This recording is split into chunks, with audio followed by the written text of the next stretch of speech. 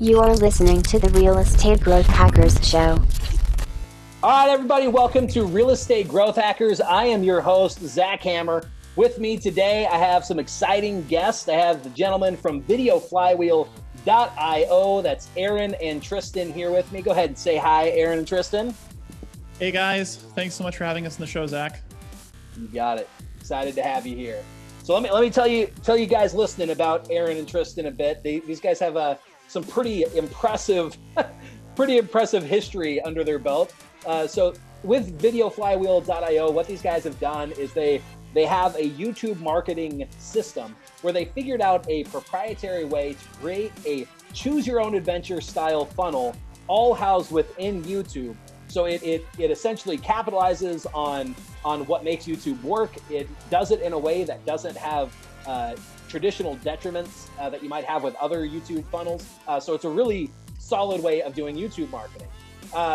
In the past, they have done $2.5 million worth of bricks through YouTube. They've sold $2.5 million worth of bricks through YouTube. And they said it themselves. I have to agree. If you could sell bricks through YouTube, $2.5 million of bricks, you could sell anything. Also, just so far this year, and to put this into perspective for anybody who's listening in the future, they have done $415,000 so far in 2020, and it's the 9th of January right now.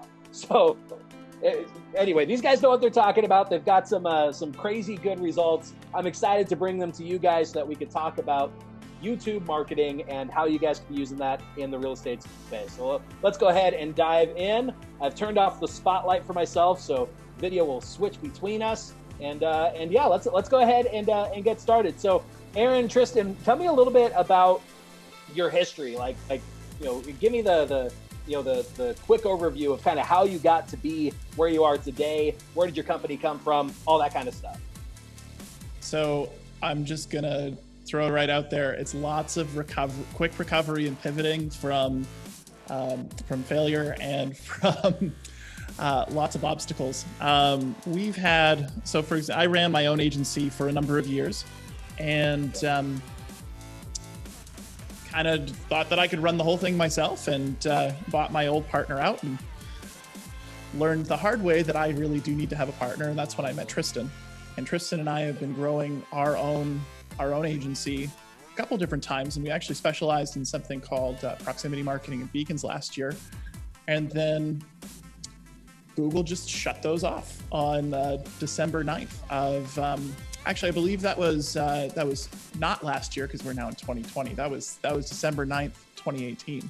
So we've had a couple starts, but we've really found our calling in YouTube.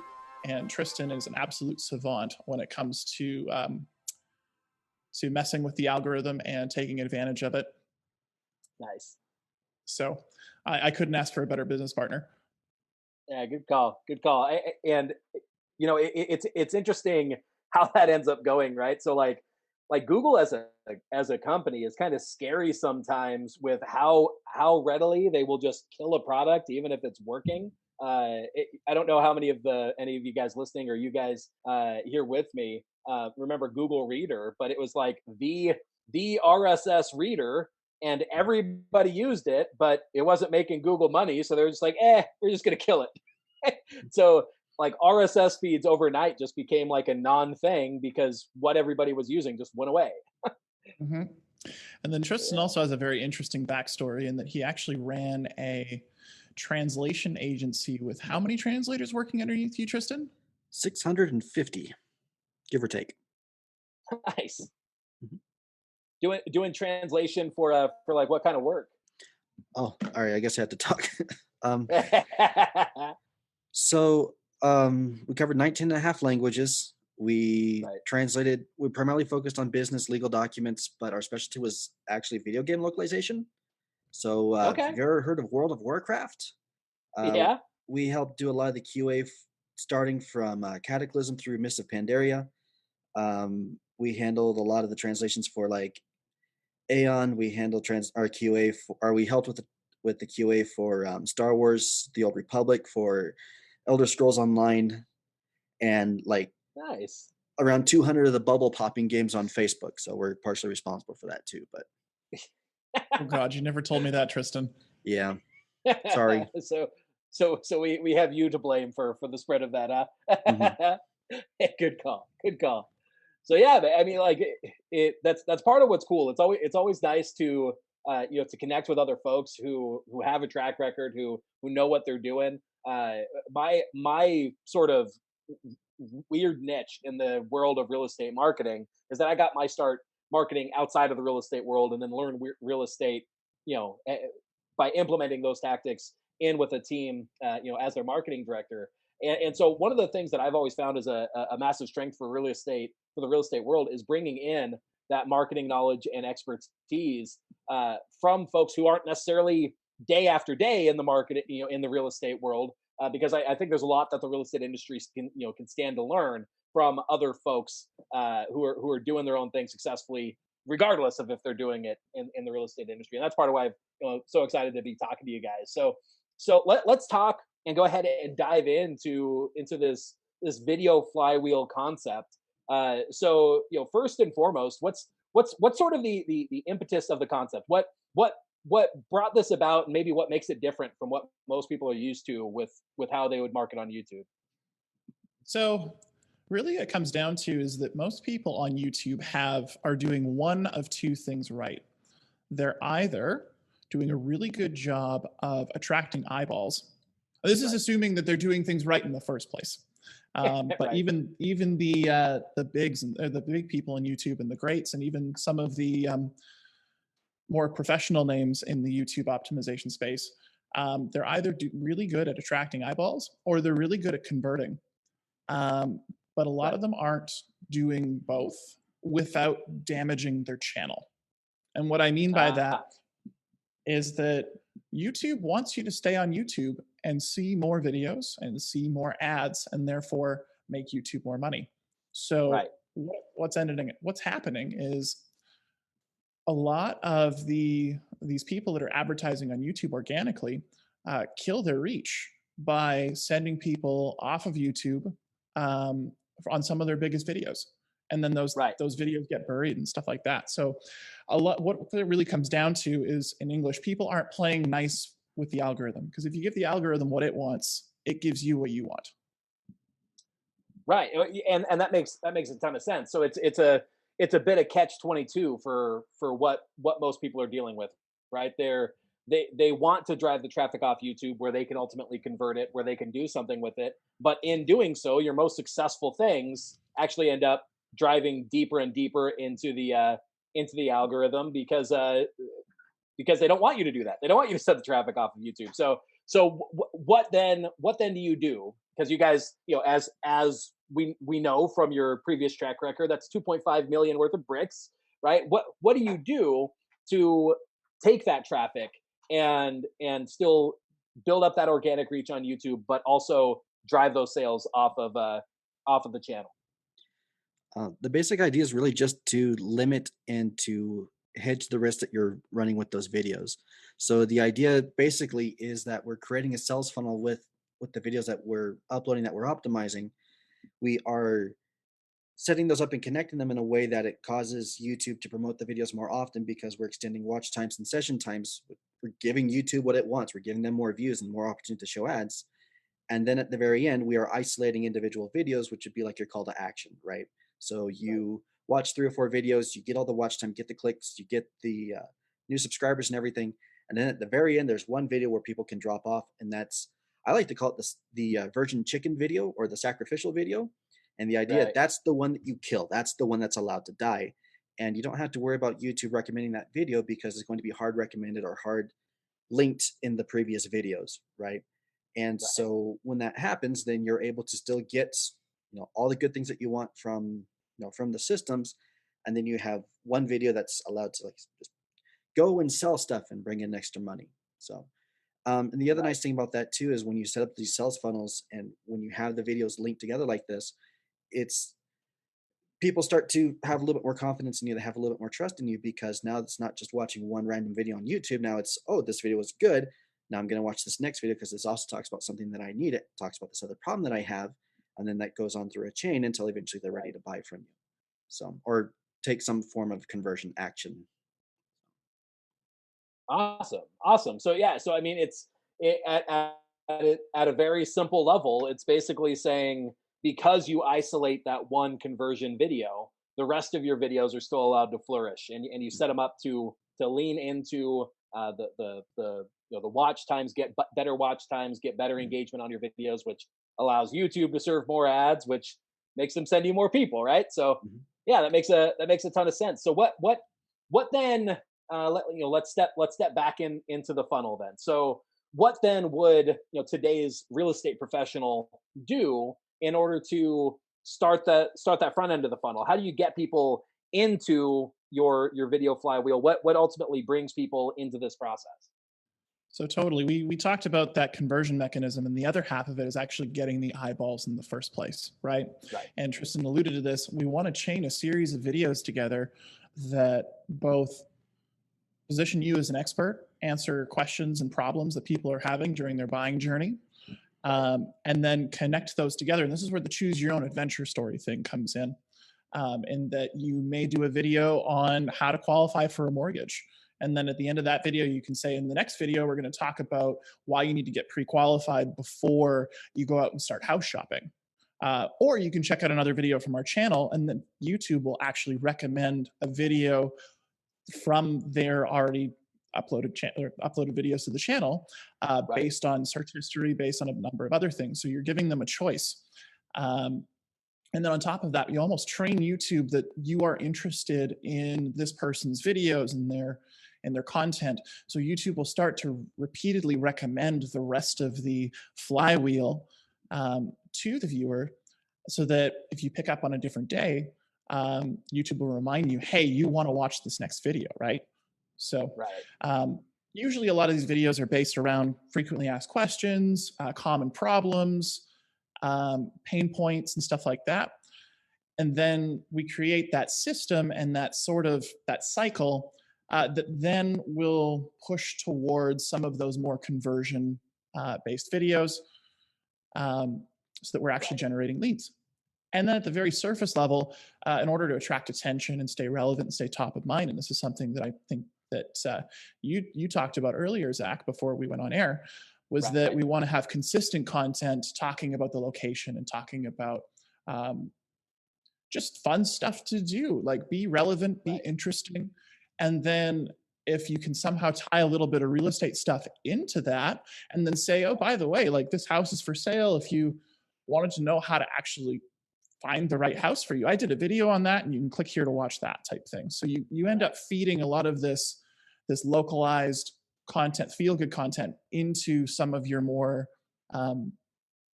into your funnel, essentially. Right. And part of what's so awesome about YouTube as a platform, compared to, honestly, I'd say in the real estate landscape, I think there are drastically less people who are trying to use YouTube than there are people who are using Facebook and Instagram, let's say. And if anybody who's listening to this, if you're used to marketing on Facebook or on Instagram, what you're having to do is you're having to put together marketing strategies that essentially work all the time. That everybody who you're putting the content in front of, it's designed to sort of fit and to make sense. But with YouTube, what's nice is that by being a query-based platform where people are searching for things very specifically, searching for topics, searching for questions, searching for answers to questions. A lot of people don't realize this, but YouTube is the number 2 search engine, right? So Google is number 1. YouTube, owned by Google, is number 2. So most people are ultimately ending up on YouTube to search for their content, or search for answers. And by putting answers to those questions in front of them, now the content that might struggle to work on a platform like Facebook or Instagram can actually fly really well on YouTube, because it's there right when people are looking for it, right when people need it. And that's part of what's so cool about this strategy, is that when you get that content in line like you guys are doing, and you know how to intelligibly set up that funnel, it just makes the whole thing work. Where you might normally put up videos that are designed to try and get somebody off the site and shoot yourself in the foot in the process, but by doing it the way that you guys are describing and help people set up, that it's, you still get that organic lift without sacrificing the ultimate conversions. Exactly. And actually, to speak on something you just mentioned, if we start getting into the area of ads, because YouTube is a Google property and ads are run through the same platform, AdWords, as Google ads, you can specifically target things that people have searched for in Google, the #1 search engine, on top of what things people are searching for on YouTube. So the ad capabilities, and of course, on top of that, like the in-market audience and stuff like that, being able to run ads to these audiences based on things that they've searched for in Google has deemed that you're interested in is so much more efficient than trying to run demographic-based stuff. Absolutely, especially on this kind of subject matter where you're really hoping to get somebody who's right now in the market, right now ready to go.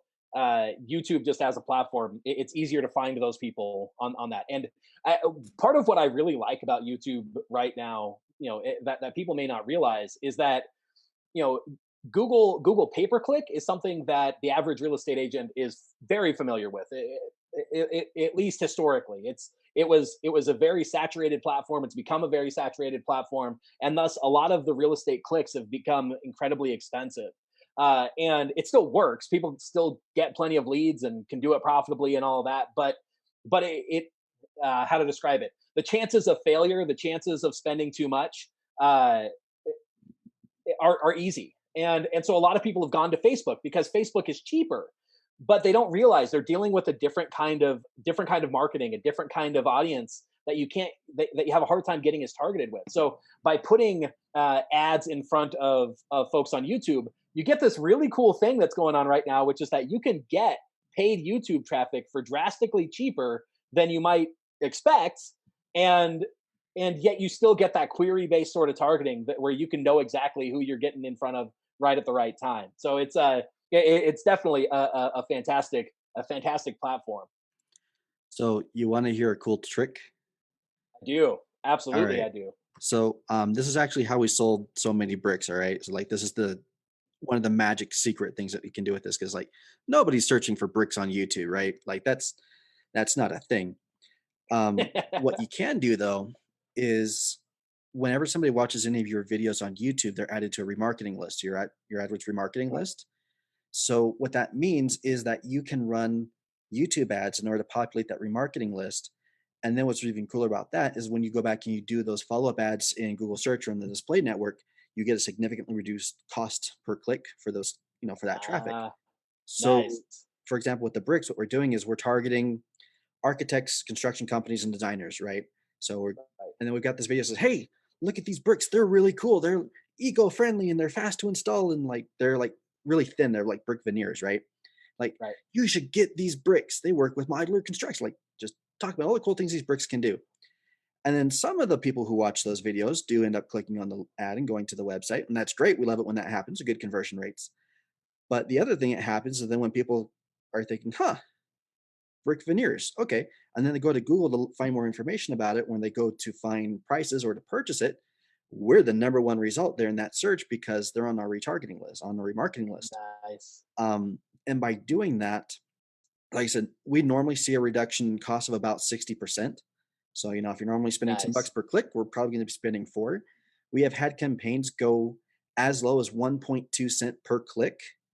And that's in the search engine marketing or search engine optimization and search engine marketing company type keywords. So like ranking for SEO, and we're getting that traffic for 1 cent, and that includes the YouTube ad. So, So yeah. And go ahead. Oh, I was just going to say, you can do some really crazy stuff with that. Like I don't normally sell a 99.82% cost reduction in ads, but like I said, normally you will see a good 60%. Now, that being said, it's not magic. It's cheaper, but you still have to make sure your landing pages are converting. So you got to make sure your ad copy is still good. Like all the other stuff still works. Like, you can't, if you throw enough money at a fire, eventually it will go out. But like, if you do it just a little at a time, you're just, it's the same problem. But yeah, so AdWords and YouTube is a very, very interesting and dangerous combination. So. Now, just to throw it out there, those penny clicks are supposed to cost $25 a piece, by the way. Right.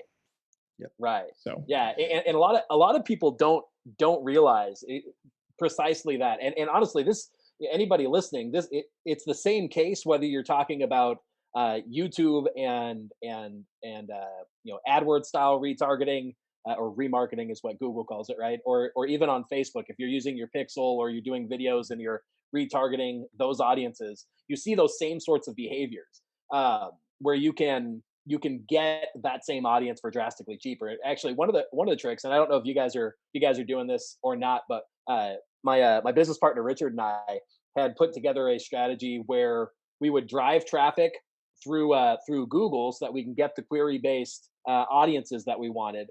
Drive them to a landing page. The landing page would convert at a fairly standard rate of conversion for a landing page, but we'd retarget all of those people onto Facebook with like a long-term video follow-up funnel, and the cost to do it was drastically cheaper, and yet we still get to capture that whole audience. We get the query-based audience and all that. So you can combine some of these ideas to very powerful effect as well, in order to kind of blend these approaches and put together some really solid stuff. But going back to specifically these YouTube funnels, so we talked a little bit about getting the eyeballs.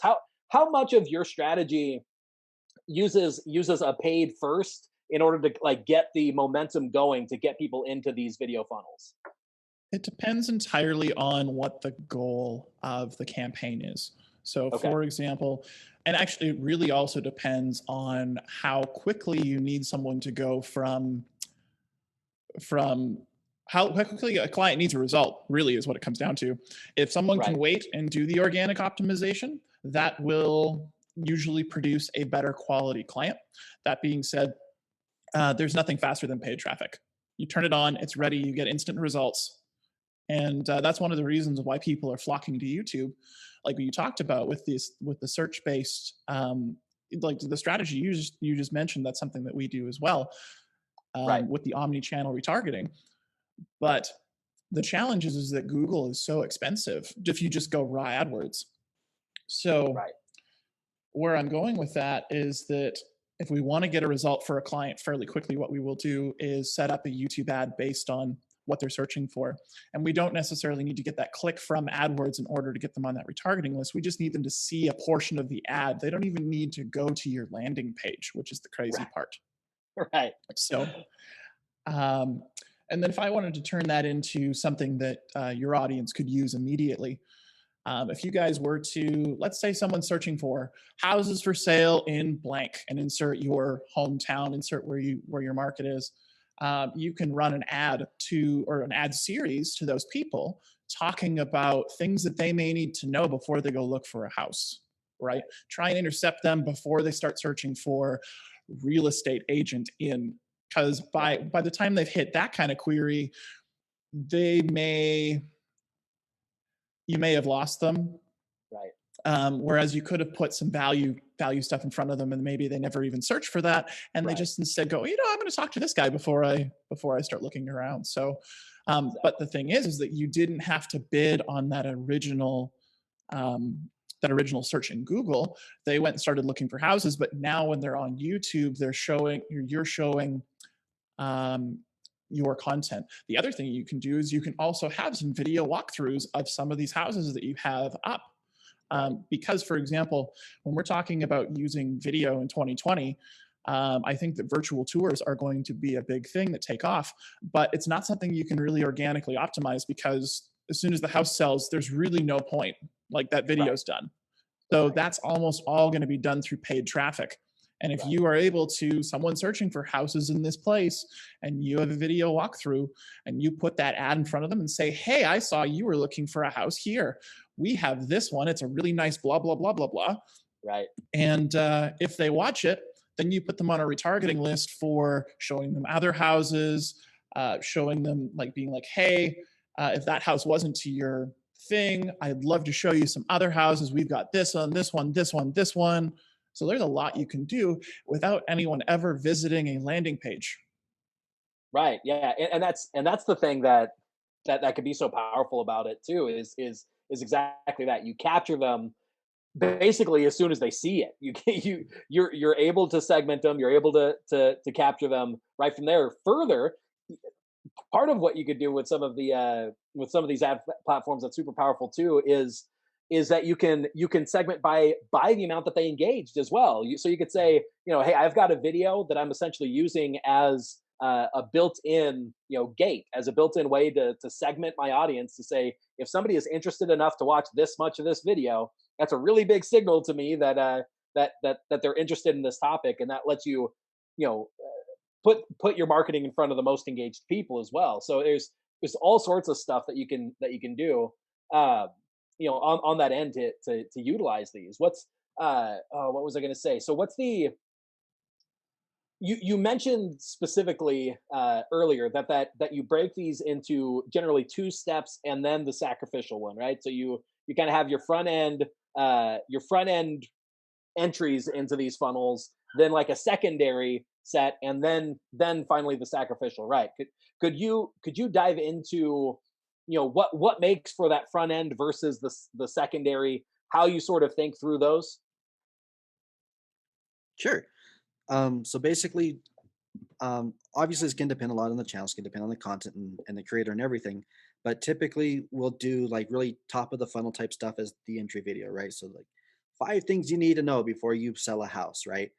And then in that video, we'll say, hey, look, if you're interested in learning more about these specific things, we're going to dive into more detail about, number 1, 2, and 3 here in this other video.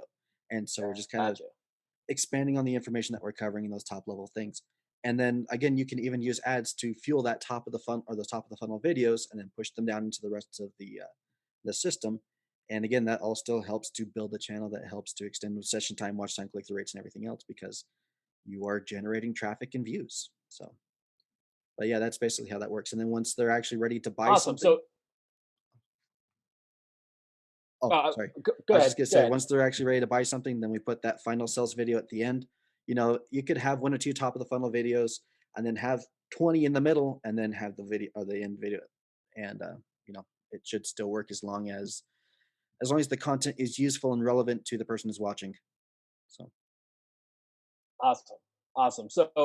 So largely your top line content is the stuff that is most searched, right? The stuff that is most likely to be the questions that people are coming in with. And then the secondary content is maybe less searched, but more what people need, more in depth, more diving into the details to really bring the heat on the value, so that they're walking away with as much information and education as they need, right?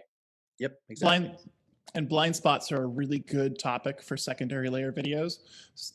On the top layer, you want to really focus it towards what's my person that I want to work with going to be searching for.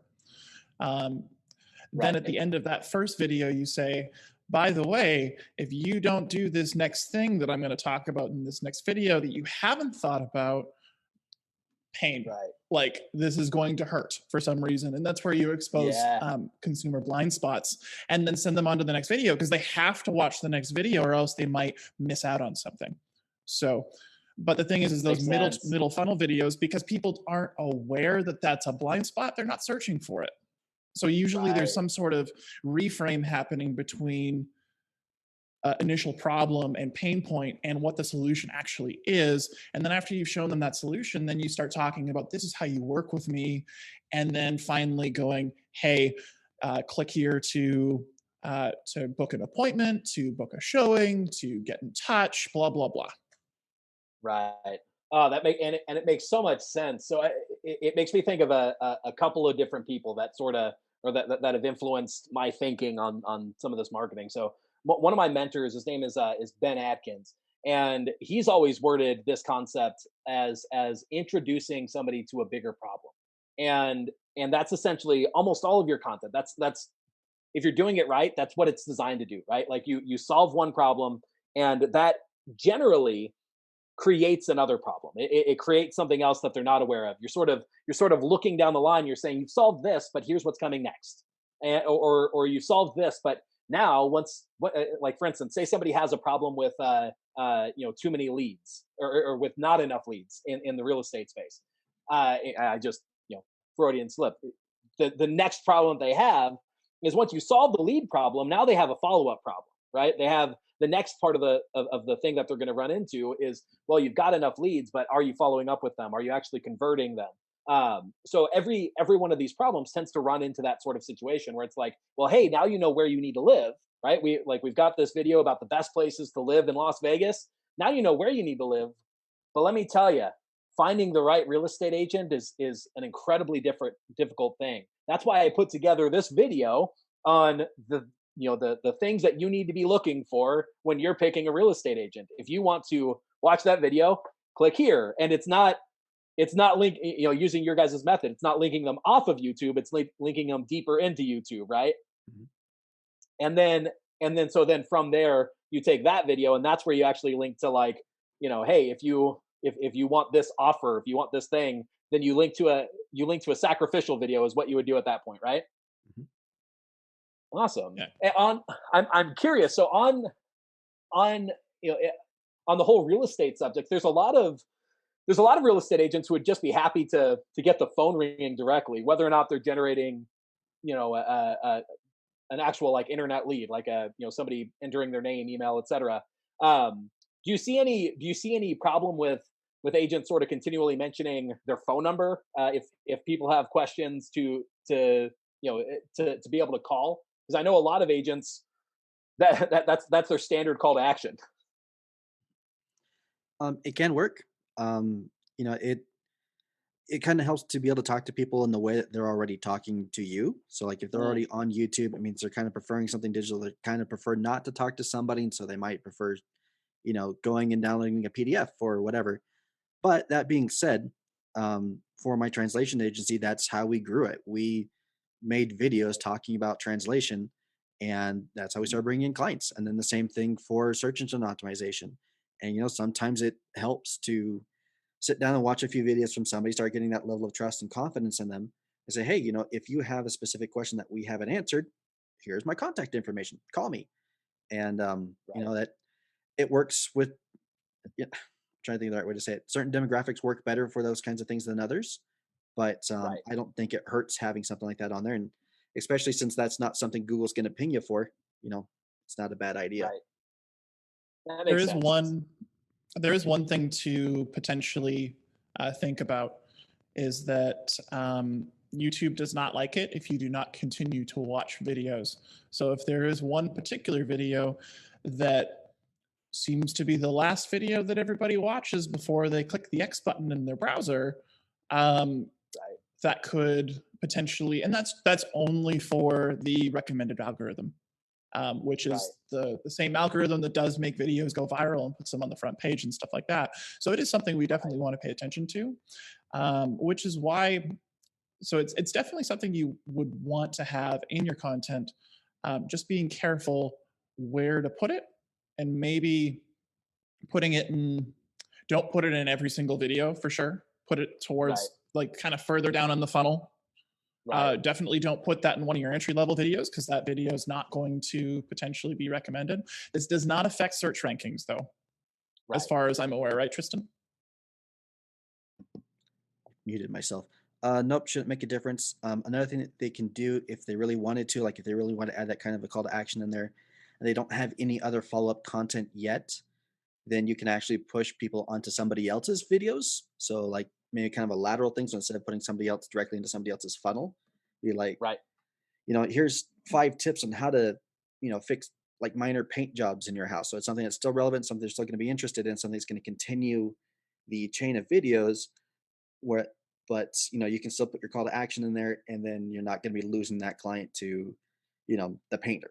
So, and we have done that.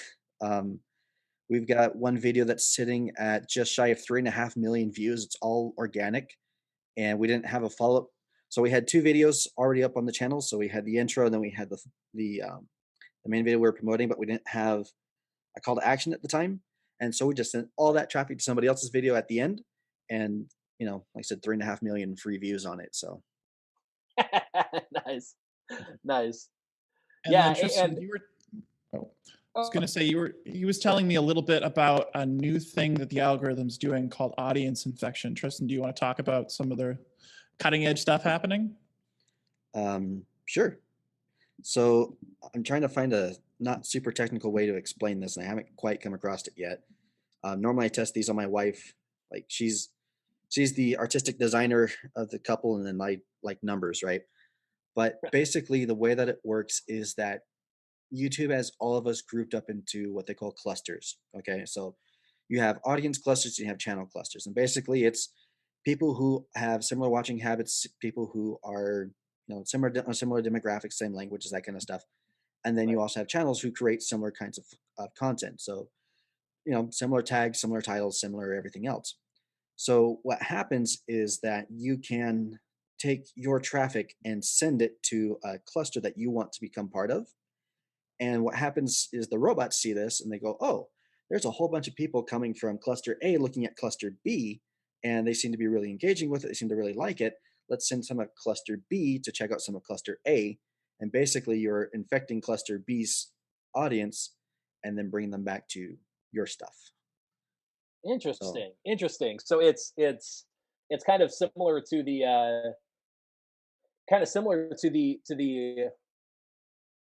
yeah, you're right.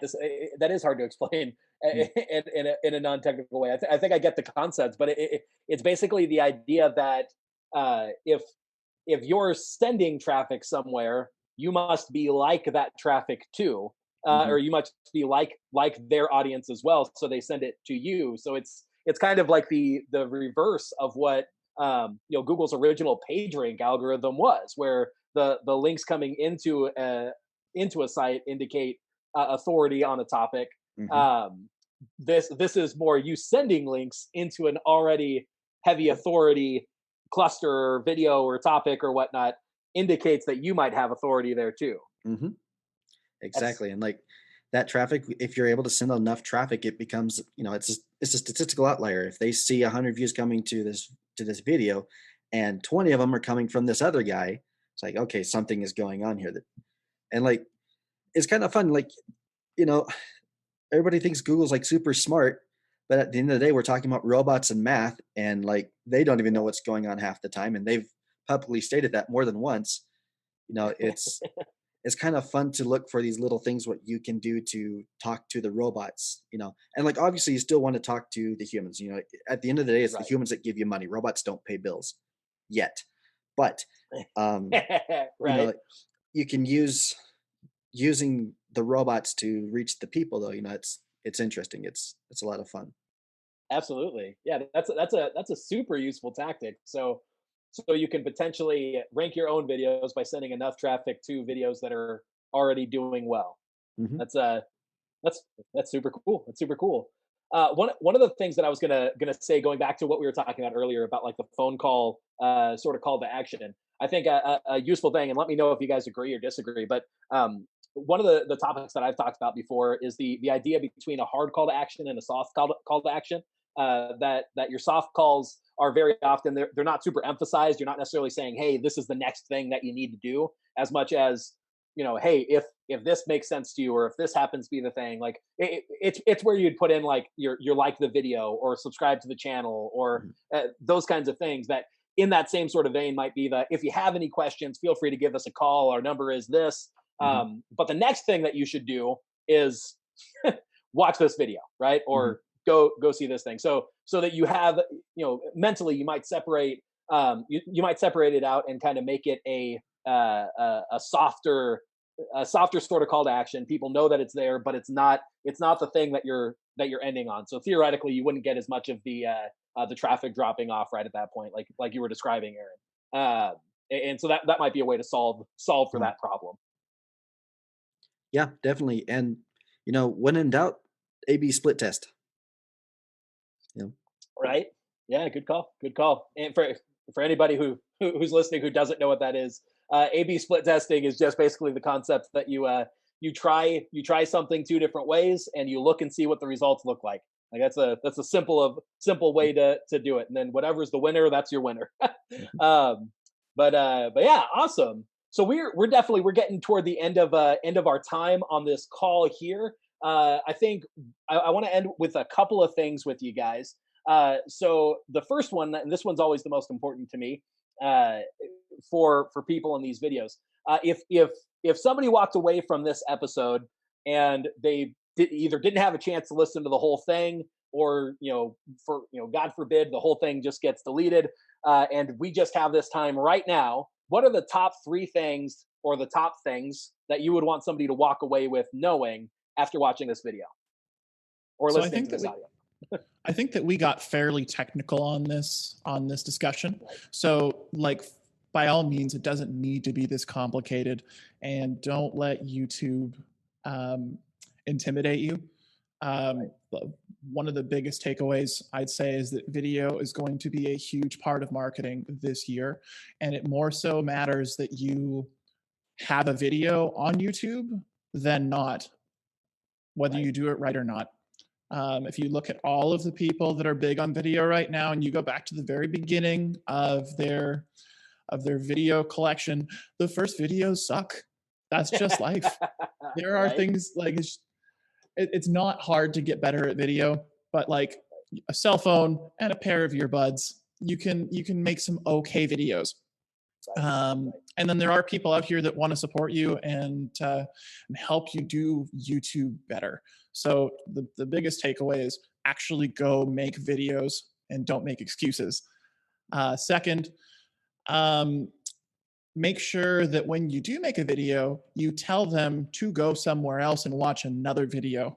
One of the reasons why we binge Netflix is because at the end, Netflix tells you to go watch the next episode. And we tend to just do what we're told. So your call to action at the end of a video should be go watch this next video. Always. So between those 2 things, it's really hard to fail. Yeah, absolutely. Absolutely. My motto for anybody who's familiar with my brand is done is better than perfect. I absolutely think people need to be getting into action. Do the thing first. You're going to suck at it when it starts. That's okay. Get out there, do it. For one thing, you can always pull down a video or a post or whatever if you really need to, if you really want to. If you want to, you can record into the ether and literally just have video files sitting on your computer or on your phone, and not even show them to anybody while you're getting started, just figuring it out.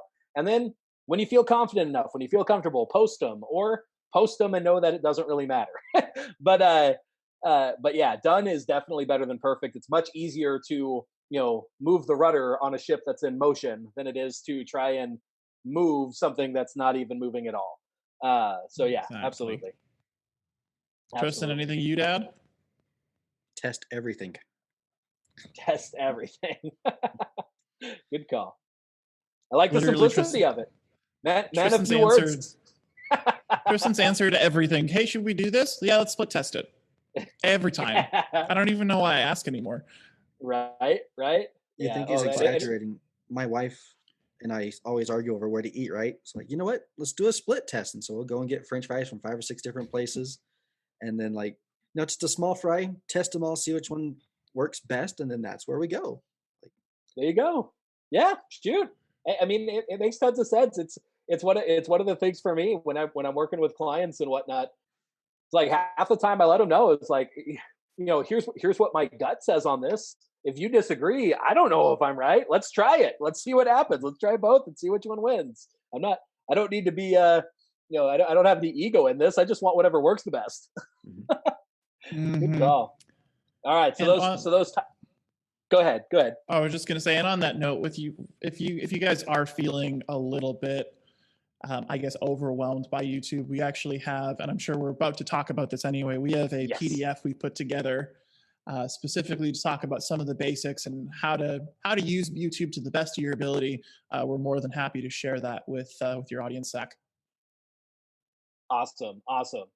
Yeah. So we'll dive into that in just a second. Just want a quick reminder on the top 3 takeaways. So basically, get started, put something up, right? Test, and then I'm forgetting the third one.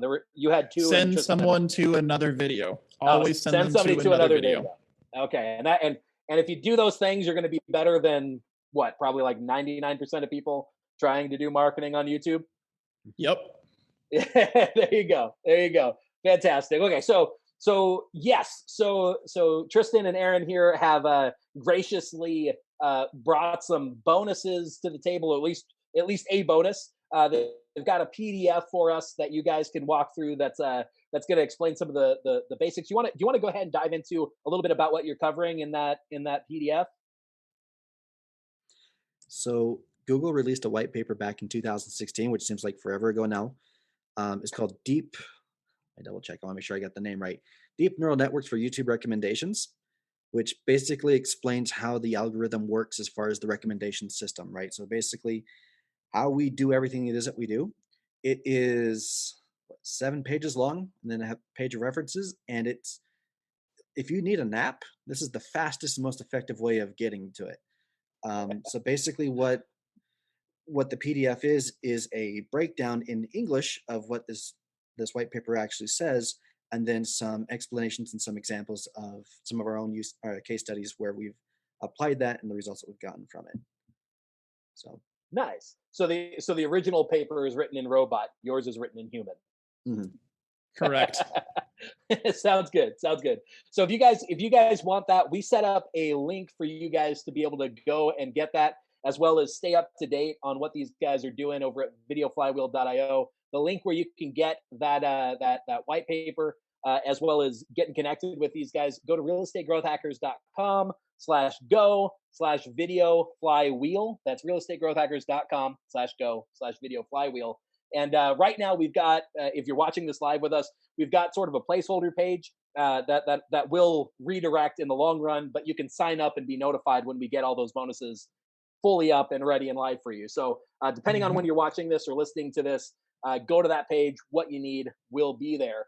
As well, you guys actually, this is one of the things that's interesting about you. Historically, you guys haven't done a ton of just the training and courses. You're not so much in the guru space normally.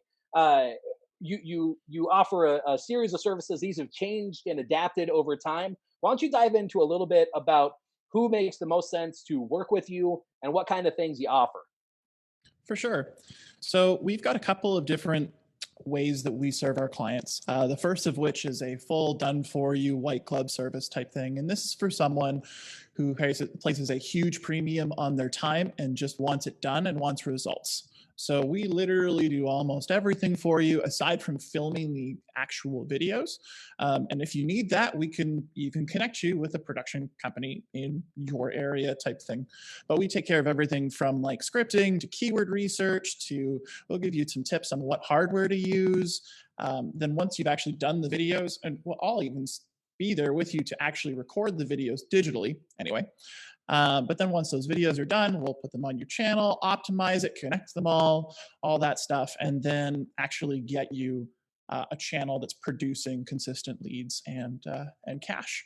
So that's more of a white glove service, and it comes with a white glove price. So for those clients that are looking for that, maybe they have a little bit more time, but not as much cash, we are actually in the process of developing a done with you system that's a little bit more leveraged. Think of it as small group coaching, where we're teaching you how to build all this stuff, very much the same information that you're getting in that one-on-one stuff, but it'd be a class twice a week. You have homework, you actually go make all this stuff, and we teach you 90% of what we do. And then for the complicated back-end stuff, like, for example, we do something called click-through rate optimization and link building and all that stuff. Most people don't want to learn that. If you do, we can teach you, but we have those services available a la carte as well to the people in that program. So we are about to launch the beta of that, and we are putting up a waiting list for it.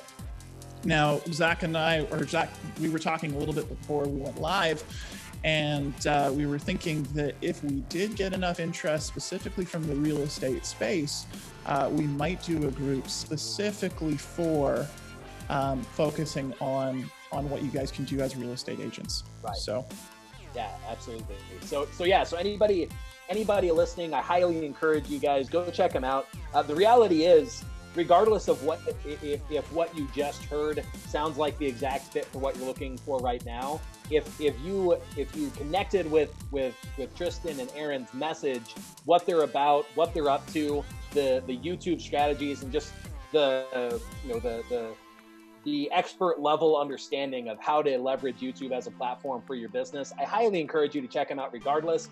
You never know what businesses are going to change and adapt with the products and services. So if those things sound like a great fit, connect with them. If they don't sound like a great fit yet, I still encourage you to connect, because chances are it's some point they might be offering exactly what you're looking for. So where is the best place for people to connect with you and find out more about what you're up to?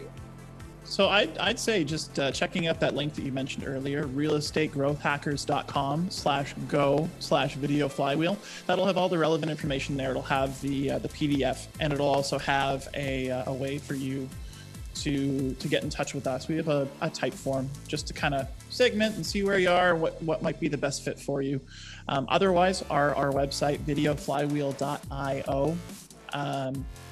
But you're going to be able to find all of that information with a real estate specific spin on that landing page that was mentioned a little bit earlier. Awesome. Fantastic, guys. So yeah, again, everybody watching, I'm going to go ahead and take over real quick.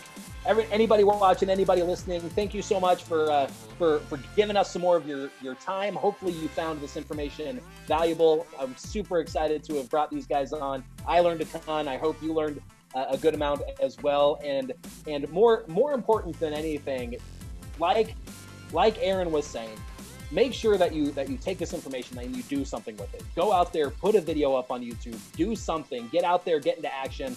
This information is going to do you zero good if you don't do anything with it. So get out there, get into action, implement, and that's where you can actually start to see some results. So hopefully this was helpful for you. My name's Zach Hammer with Real Estate Growth Hackers, and we'll catch you on the next one. Thanks for tuning in to the Real Estate Growth Hacker Show. Remember, done is better than perfect. To turn the marketing ideas and tactics you just learned into real growth for your real estate business, visit us at realestategrowthhackers.com. If you like this episode, consider sharing it with another real estate professional who could benefit from the information. Or maybe you'd like to subscribe to the show to never miss an episode. You can leave a rating or review on iTunes with your biggest takeaway, helping this show to reach and help more people just like you. Thanks again, and we'll see you on the next episode.